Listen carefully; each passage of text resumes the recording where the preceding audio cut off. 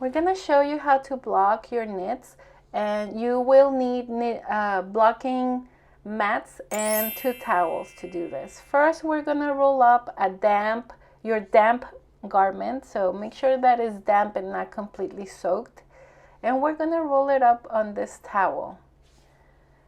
We're gonna give it a slight little twist to get some of the excess moisture out. And now that you have done that, you're gonna take it out of this towel and use a new one. Over here we have the new towel, and this is where we're gonna be stretching or blocking our garment. We're gonna make sure that both sides, the back and the front, are lined up on every edge of our knit. That's so it doesn't roll up, and it's even with both sides are even with each other. As you can see, this is a beautiful Victorian edge featured on this bolero, and the rest is a 3-stitch lace. You can download this project on our website soon, and you can get it included on our new Patreon memberships.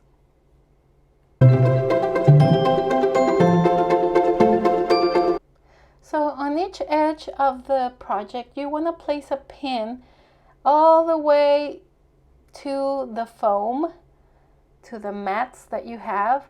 You need to put it on every corner and make sure it's flat and not rolled up.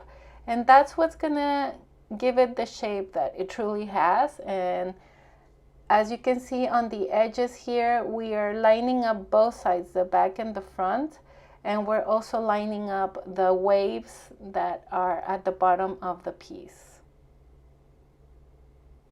So here we go. This is the edge. This is the Victorian edge. As you can see, it has like this wavy kind of pattern, and we're making sure that both sides of the waves match up.